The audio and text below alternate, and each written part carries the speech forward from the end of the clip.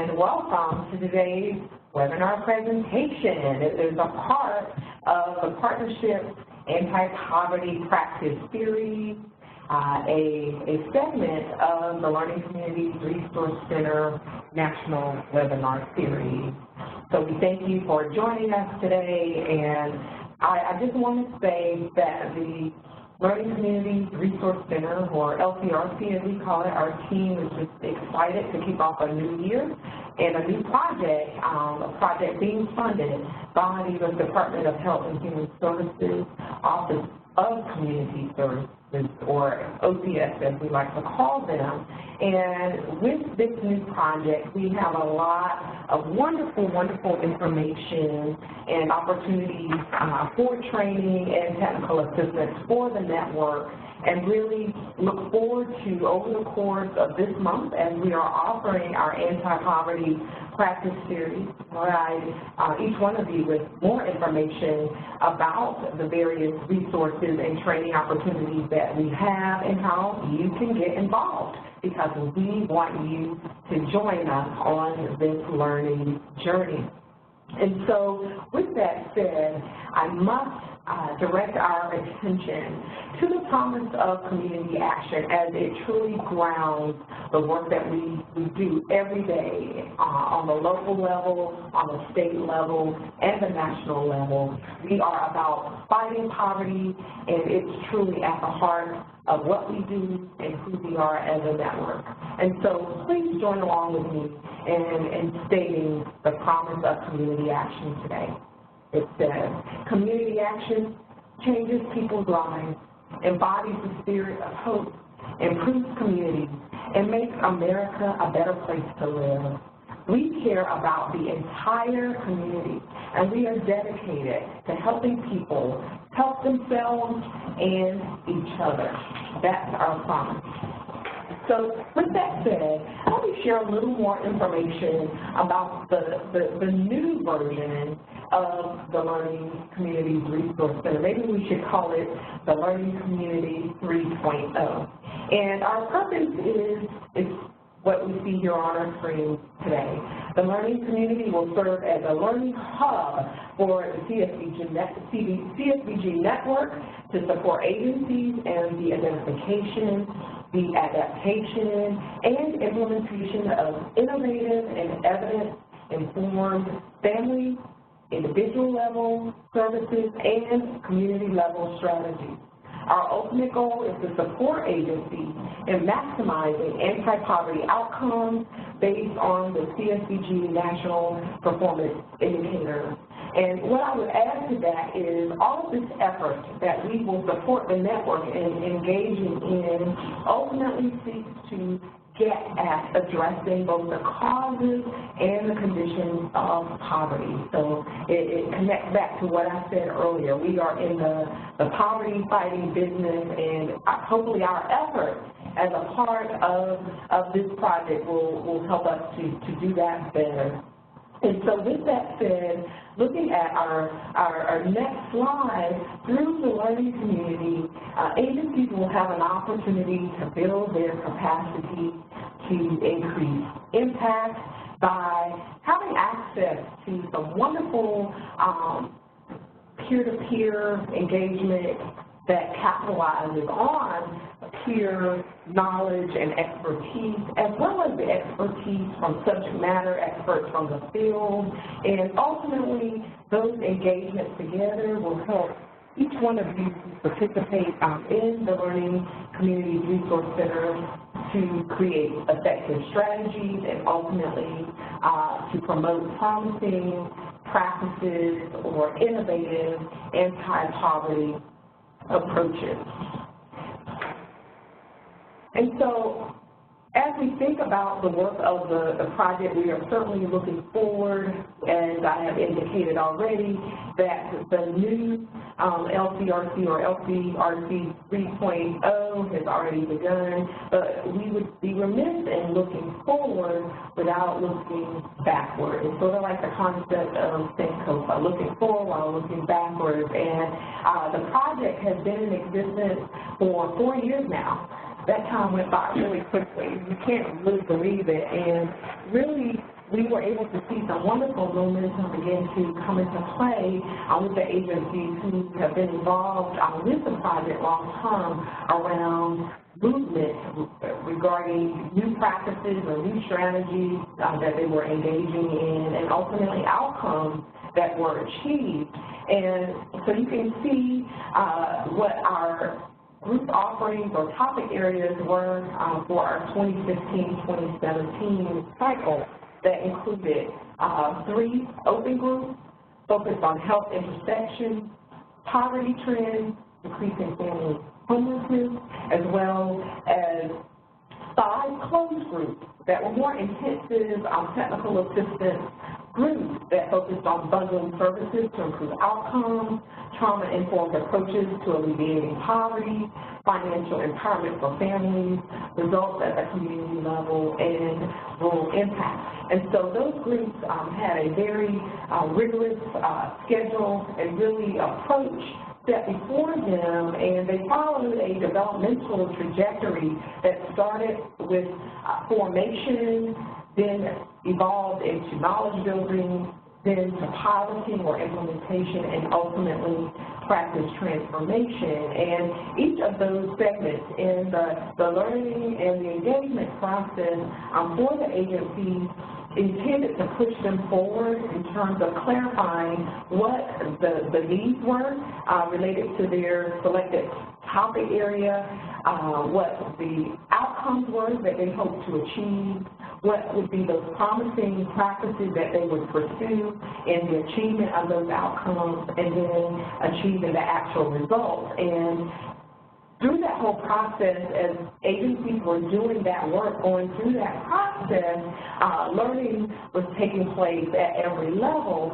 And then as we look at that last point on the trajectory that says practice transformation, it was really that special opportunity for agencies to turn what they learned outward to the larger CSBG network, as well as the human services field. And as a result of that, we were able to engage agencies in facilitating national webinar series. So several of you had an opportunity to participate in the Learning with the Learning Community webinar series that occurred in the spring of last year.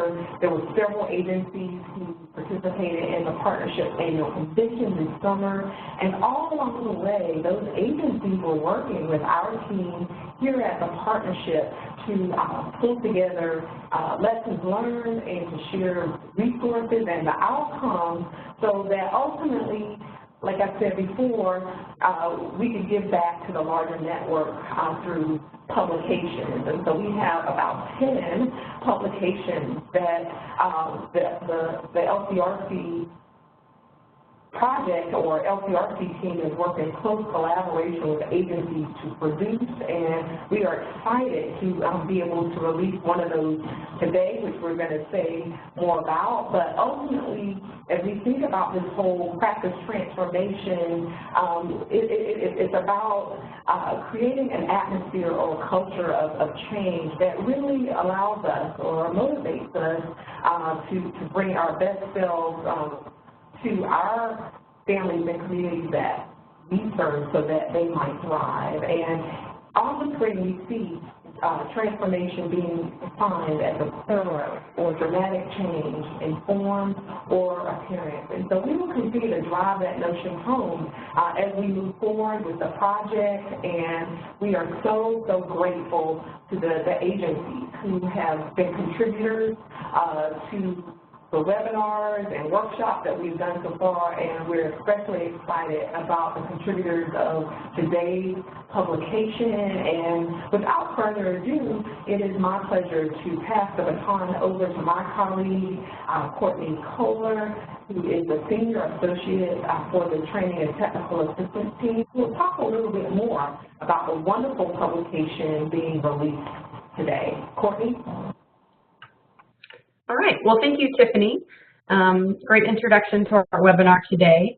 And really the group that we're going to be focusing on today and the publication that we're talking about, it came out of the Bundling Services to Improve Outcome Learning Community group. And so that was one of those closed groups that you saw mentioned on the previous slide. of the 2015 to 2017 groups. And this learning community group has actually been present since the very beginning of the learning communities through the Community Action Partnership. So it's actually been around for about 4 years. Of course, there were 2 different cohorts, but some of the participants were similar throughout those 2 cohorts. And so I believe Enrichment Services Program is one of those today. And then we have a couple other cases we're going to go through that are just going to kind of highlight those pictures of transformation for you. So just a little bit of background on this group and of the topic before we dive into the cases. Really this concept of coordinating access to multiple types of services in order to empower economic stability and resiliency for customers is what we're talking about when we talk about bundling services. And so it can also be termed as integrated services. A lot of agencies use that term. But overall, community action agencies have long recognized the need to offer comprehensive services, often in one location to foster access to services and to really mobilize their customers. So this bundled services concept is a promising practice. It's been around for a while, and it really strengthens this approach to fostering this access to services and mobilizing customers. But it's a very difficult approach to implement sometimes because of some of the silos that are present and just some of the barriers with different funding streams and data systems and things like that.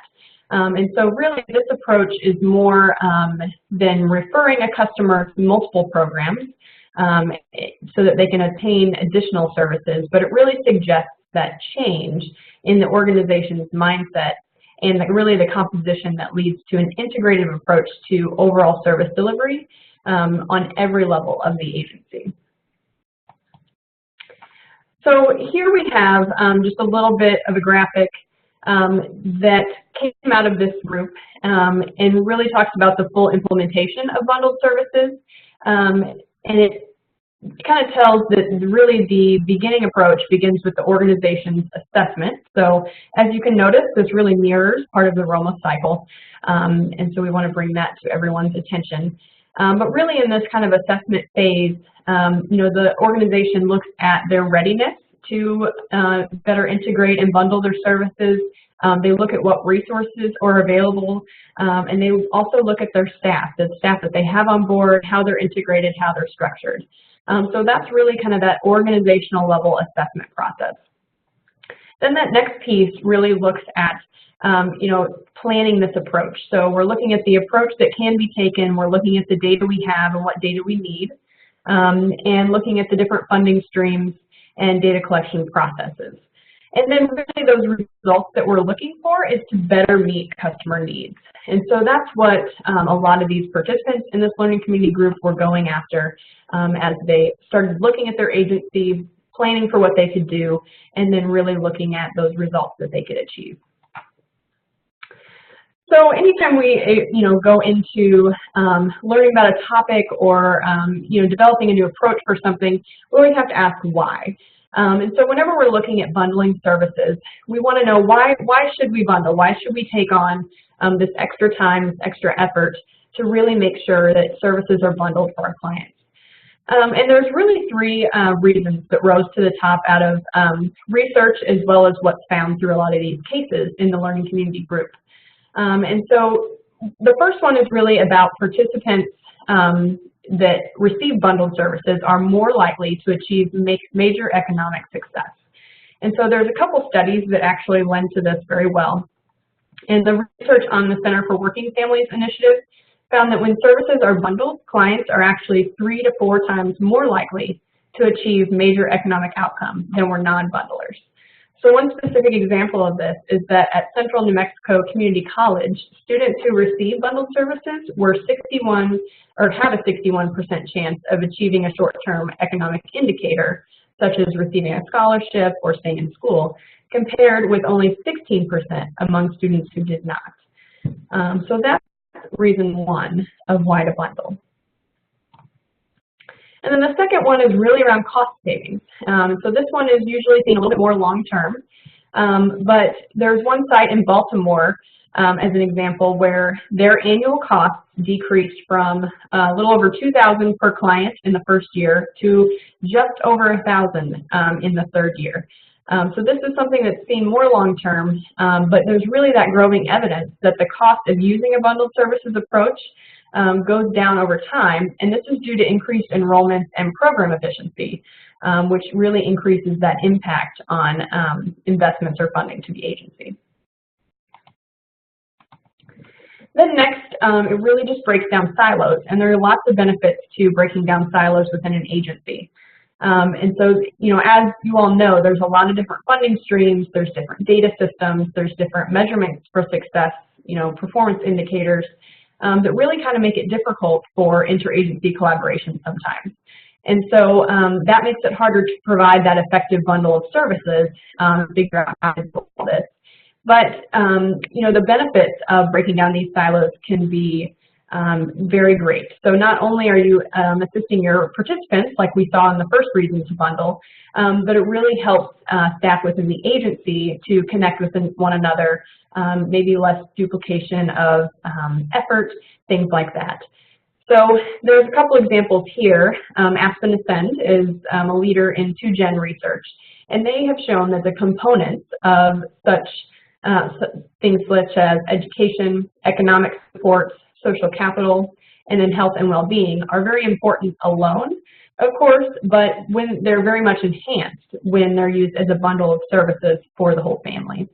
And also, so Annie E. Casey, there's a policy report, it's linked here at the bottom, but it talks about how federal and state programs are they're providing critical help to low-income individuals, but they often operate in silos and in operation from one another.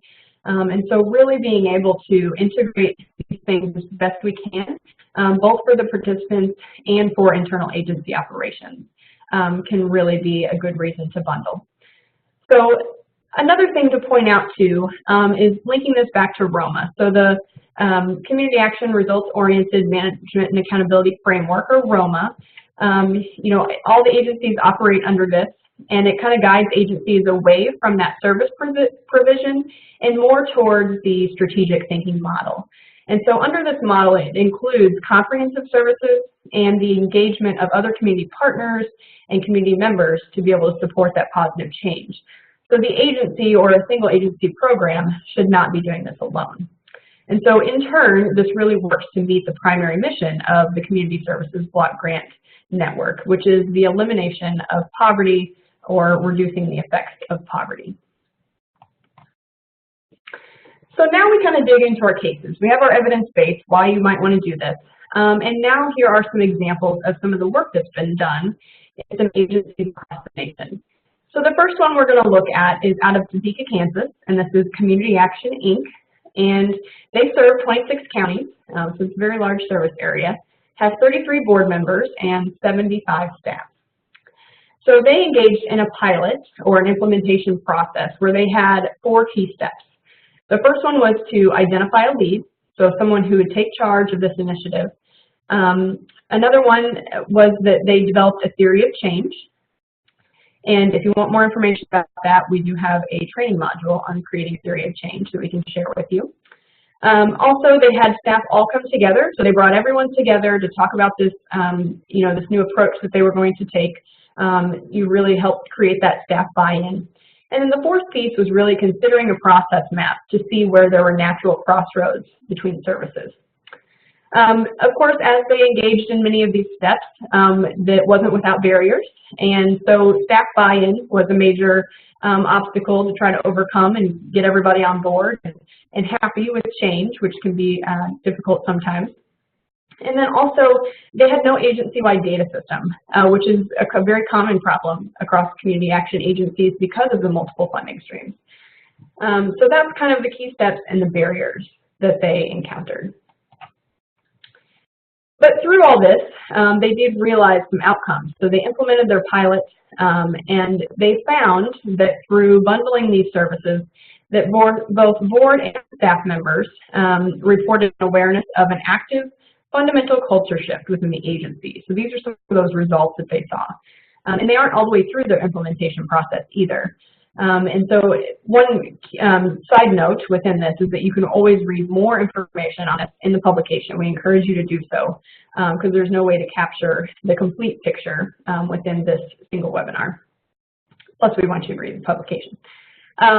Then also another outcome that they realized was that staffing structures and budgets are being intentionally updated to accommodate a cadre of positions that will represent the gateway to all services within the agency.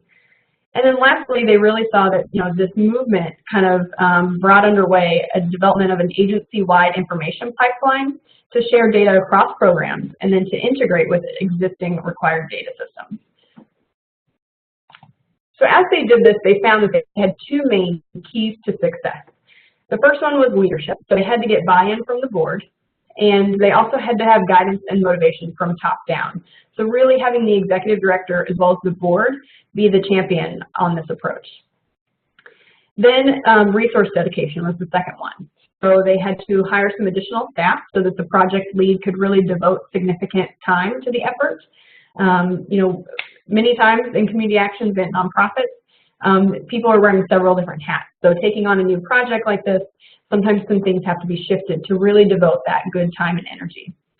And then they also got a paid university intern assigned. And interns can be great resources for ramping up a project in something short-term like this.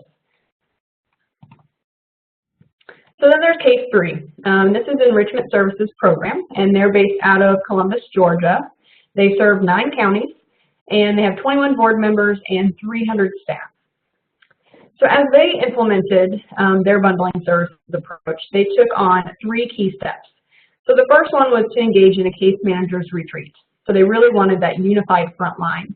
Then the next one was to develop written procedures for all staff so that whenever there was turnover, new staff coming in, just so that everyone had access to all the same information on how things were supposed to go.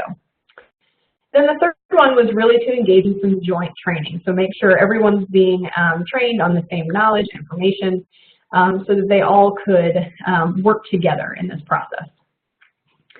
And again, of course, there were some barriers that were encountered. Staff buy-in being one again, and then also time, because this type of approach takes time to implement and really see it through. And so those were the 2 main barriers that Enrichment Services Program encountered. Some of the outcomes they realized through implementation was, first of all, the reduction of duplicate efforts by staff and customers. So really being able to streamline some processes. Another was the ability to track families' progression towards self-sufficiency. And then third, they were able to have a unified tracking that was able to generate reports with unduplicated numbers, which we all know is a goal with the new CSBG annual report. So those were some of the outcomes that Enrichment Services Program has achieved so far, still working and achieving more. So they found that there were 3 keys to success in being able to implement this approach. And the first was leadership. So again, seeing that the CEO or the executive director really has to be championed to get this approach going. The next one was really being able to focus on that goal of the agency, with leadership being the lead on that. The leadership also had to share the vision and explain the why of doing this to help increase that staff buy-in. And then also, really had to group together a team of key people involved in developing the bundling services process. So looking at strengths of the people within the agency, getting those people together to really lead up this work. The next one is communication. And so collaboration and coordination was very important between departments. Obviously, as we're trying to break down silos, we need all those different silos to be talking and coordinating together. We need them to be having joint meetings, sharing feedback with each other, both vertically and horizontally throughout the agency. And then really just fostering that ongoing communication within the culture of the agency. So then the third piece, the third key to success here, was really around the policies and procedures. And you saw one of the steps that they took toward implementation was writing all this stuff down. And so they really had to talk about program cycles and requirements, document all that. The unified tracking system was part of that. being able to have a single entry point for intake, so kind of having that centralized intake process and writing down that process for all staff, identifying who those target customers were for recruitment, and then also, having that internal monitoring for systems and processes. So not only writing it down, but making sure it's all kept accountable. So then we have case 3. So this one is out of Colorado, and Douglas County Cares serves the Denver, Colorado metro area.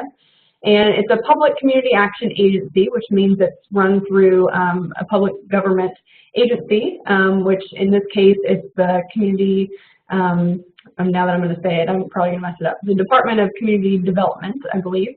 And then they actually only have 1 staff. So Rand Clark is the 1 staff for this agency.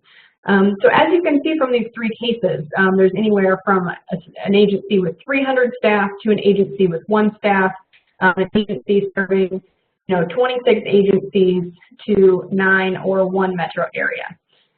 So it can be done in a variety of settings. So the pilot or the implementation process that they started on, or that Rand started on at Douglas County Cares, had 3 key steps. And so the first one is really around organizing services into 4 different quadrants.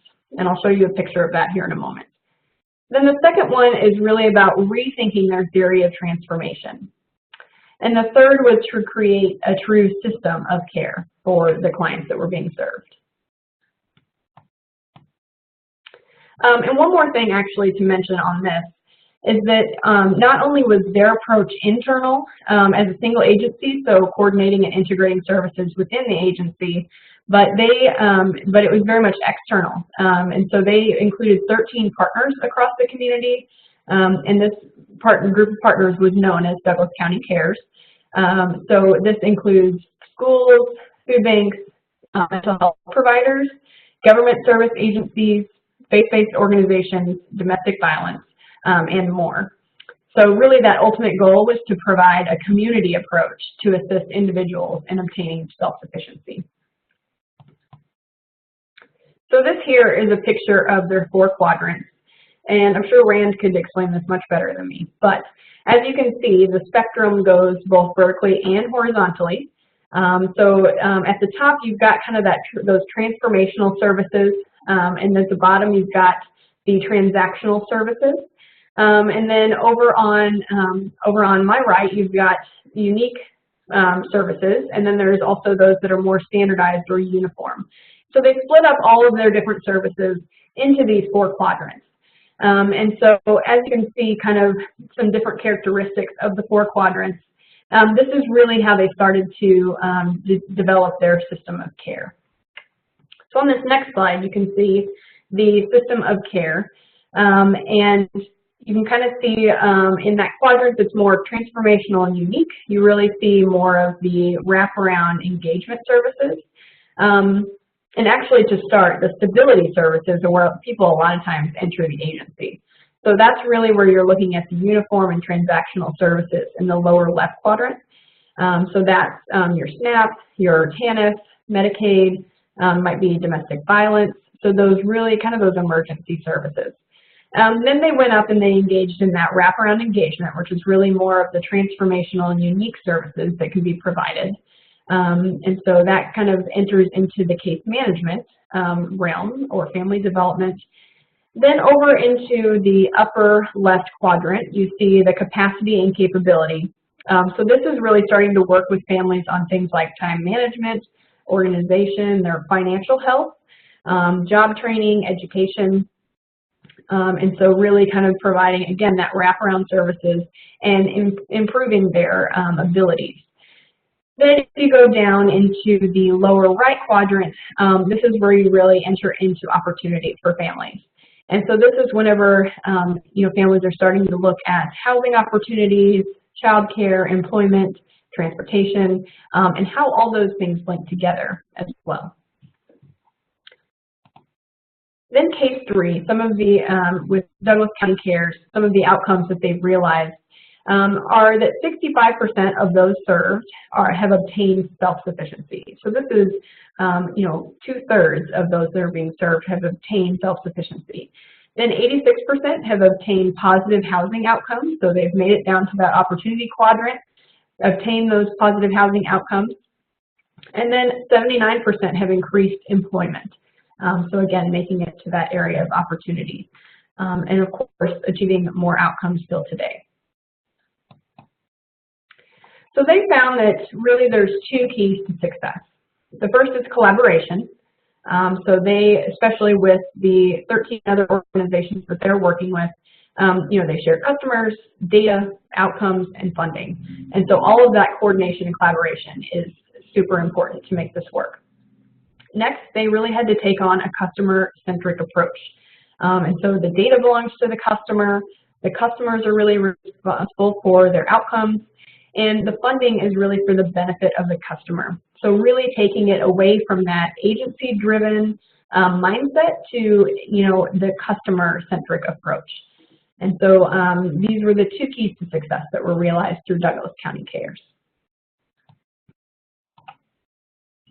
So kind of as a conclusion to these three cases, kind of rolling up all of those keys to success into, seeing, as you saw, there were some crosses. A lot of them said leadership, a lot of them said collaboration. But this is really what we found is the keys to success through these cases we looked at and through some of the research that we've gone through. And so you see here leadership, resource dedication, communication, collaboration, customer-centric approach, and then policies and procedures. And so as we kind of conclude this portion of the webinar, I just want to encourage you to go out and read more within our publication. As we mentioned at the very beginning of the webinar, this really brings out the release of this publication. So you can find this on the communityactionpartnership.com website, go under Tools and Resources, and go to the Toolkit Publication Library. So you can see on this screen here where you would go on our website to access that. And another important thing to mention here is if you want more information on each case, there was also a webinar done back in the spring. It's called Learning with the Learning Community, and it focused on bundling services. And these three cases are presented in more detail through that webinar. So you can find that through our blog as well as on our website. But then if you can't find it, just feel free to email one of us, and we're happy to get you that recording to learn more about these three cases. All right, so I think now what we'll do is we'll go ahead and pause for questions. I've noticed a couple have come through the chat window.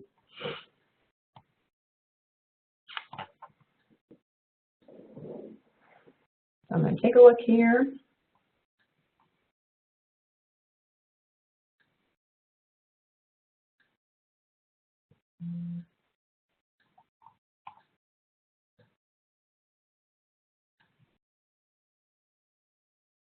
All right, so the first question that we have is that how were multiple data systems aggregated to create one set of data? And was there a particular software utilized? And if so, how were bridges built from multiple platforms? So really our response to that one, each agency has different data systems, and across the field, the integration and interoperability of data continues to be a growing edge. So it's different in every situation, but there is contact information within this publication as well. And so if you want to reach out to the individuals that kind of led up these implementation projects, you are free to do that. The second question that we have, were any of these agencies WIOA service providers as a part of their agency's program offerings? If not, how did they coordinate with their State Department of Labor Employment Services? And in Indiana, they're called Work Ones. In Michigan, it's called Michigan Works. Each state is different. So with this one, we're not really sure about this response exactly, but we can connect you to the agency contacts to provide additional information. And we're also going to be having a little bit more information on this topic as we look to offer trainings and webinars focused on cultivating a data-centered organization. So on both of those as well. All right, so we'll kind of connect with you on the one that asked the workforce question. All right, so that's all I'm seeing for now. So we'll go ahead and move on, and really the remainder of this webinar is looking at the resources that we have available as well as some upcoming webinars. So the cases that you saw today are in that publication. I showed you a picture of just a little bit ago. Again, this is the Anti-Poverty Practice Series, and this is the first publication within that on bundling services to improve outcomes. So as I showed you before, you can get to it through the Community Action Partnership website. It is also posted on the LCRC blog, and so you can visit www.lcrcweb.com. You can subscribe to receive regular updates, but you can also just search by the LCRC blogs for the different topics, and the resource will be in there. Additionally, it is also posted to the CSBG TNTA Resource Center, and so this can be accessed through csbgtta.org. And there's a lot of different features to this. Of course, the resource bank is one of the ones you might hear most about, and maybe one of the most reasons you might attend or go to this website. But this publication and all of the Anti-Poverty Practice Series publications will be on the CSBG TNTA Resource Center as well. So there are hundreds of resources on this website, I might add, and you can search by keyword, so definitely encourage you to check that out. And then one more piece before we go through some of these future webinars. There are also some resources within each publication, and so there's actually a 2-page listing of other resources that relate to bundling services within the publication. So make sure after you get through the cases, you take a look at some of those resources. If you're looking at it electronically, you can simply click on the links and it'll take you straight to the resource. And so definitely please be sure to access those resource centers for this publication. We'll also be posting it on social media, so you can access it that way. We hope that you engage with us through our social media on Facebook and Twitter. And then also, you're actually going to be taken straight to the page on our website that has this publication on it right after the webinar. And so after each of these Anti-Poverty Practice Series webinars, you can keep going to that website to access these publications and download them to your computer.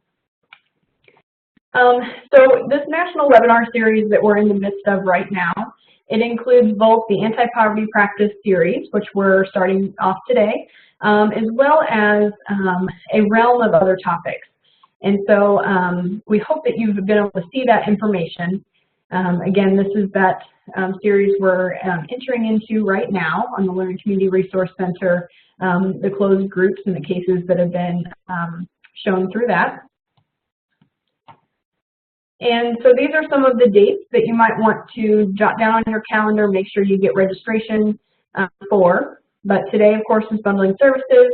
Next Wednesday, November 8th, we'll have the trauma-informed approaches to alleviating poverty, and so another publication will be released with that webinar. Then on November 16th, there's going to be a webinar on opportunities for transformation. So we're going to actually hear from a couple of the agencies that have engaged in some of these pilots in this practice transformation process, and hear their stories live on what they've been able to accomplish through the work in the learning community. So a couple more dates to mark on your calendar. Rural impact, so this looks at rural child poverty and 2-generation approaches. There's 2 cases within that on November 28th with another publication. And then financial empowerment, there's going to be another publication on that with 3 cases in it on December 4th. And then for those of you interested in the topic of financial empowerment for families, maybe you've heard of this curriculum on Your Money, Your Goals. But over the month of November, the partnership will be facilitating a number of events for community action agencies to really deepen the engagement with this important evidence-based curriculum. So there's 3 different ways to engage or participate. The first one is to have your staff attend the upcoming Frontline staff training event. And so that is on Tuesday, November 14th from 2 to 4 p.m. Eastern Time. And this 2-hour event, you are able to actually receive the facilitated training of the YMYG curriculum, Your Money, Your Goals. You do have to pre-register for this event, so make sure you look on our website. If you go under Tools and Resources, or Events, sorry, and Webinars, then you'll see the webinar registration information. The second way to engage is to sign up for office hours to receive training and technical assistance. And so you can sign up with Tiffany Marley, tmarley at communityactionpartnership.com. She's a certified Your Money, Your Goals trainer and is available to guide your agency team through the specifics of planning an in-house training event. So the office hours she's going to be holding are on November 14th and 15th in the afternoon, as well as morning and afternoon on the 15th. And then the third way is to really participate in the Community Action Your Money, Your Goal training day. So November 16th is the training day, and you can coordinate with your own in-house staff to have a training event and send the corresponding survey information capturing the amount of staff trained. And so some information is included in this link, and we'll have these slides available on our website as well following this event. We do also have a hashtag, actually, for those agencies who are participating in the Your Money, Your Goals event. It is hashtag YMYGCAP. So you see this acronym here, YMYG, and then CAP for Community Action Partnership. All right, and another webinar to put out there. This is specifically for state associations. And there was an annual convention session focused on this, but we're going to be doing it as a webinar for the entire network. And there's also a publication that's being launched with this. And this is really a guide to facilitating your own learning community within your state network or whatever network you might have. So this is going to be November 15th at 2 p.m. Eastern Time. And this is going to highlight this toolkit called Ready, Set, Go, and also provide regional and state association leaders with guidance on how to facilitate their own learning community groups. Okay, and then another webinar coming up is volunteer engagement. I'm telling you, we have a lot of webinars. And so November 21st at 2 p.m. Eastern Time, our VISTA lead here at the Community Action Partnership, Charity Frankowski, is going to be presenting on volunteer engagement. So for those of you who have volunteer programs in your agency or are looking to start one up, definitely encourage you to participate in this. It's going to have some good agency examples. We're going to hear some things from the AmeriCorps side. And so this is really kind of linked up to the Rural Impact Project that we do and having this VISTA lead on staff. So we're really excited to put this out to the network as well. And then lastly, we do have a special webinar specifically for learning communities and state CSBG offices on November 27th at 2 p.m. Eastern Time for CSBG offices to learn about the Learning Community Resource Center as well as how to support local agencies engaged in these innovative anti-poverty practices. And then lastly, we do have a Community Action Agency Racial Equity Resource Review. That's going to be November 29th at 2 p.m. Eastern Time. So we're going to provide an overview of racial equity, why it's important, and then some information on resources, including a community assessment analysis to support the Community Action Agency. So as we close out this webinar today, we really thank you to all of our case study participants. Of course, this publication would not have been made possible without them. We worked hard to collaborate with them on the efforts of this throughout the spring and summer. So thank you, Community Action Inc., specifically Tawny Stottlemyre, the executive director there, and her team. Enrichment Services Program, we have Belva Dorsey and Angel Walker. And then Douglas County Department of Community Development, Rand Clark, he's the Community of Care Navigator there, heading up the Douglas County Cares. So thank you all very much for your time today. Thank you to the case study participants for all your hard work and sharing your challenges and successes with us. We also like to thank our subject matter experts. So they were instrumental in this whole learning community process, really providing some really great facilitation as well as just subject matter expertise, content for our webinars. And so we really appreciate your support and guidance in this process. Mary Bertru, Dwayne Yoder, and Greg Crawford.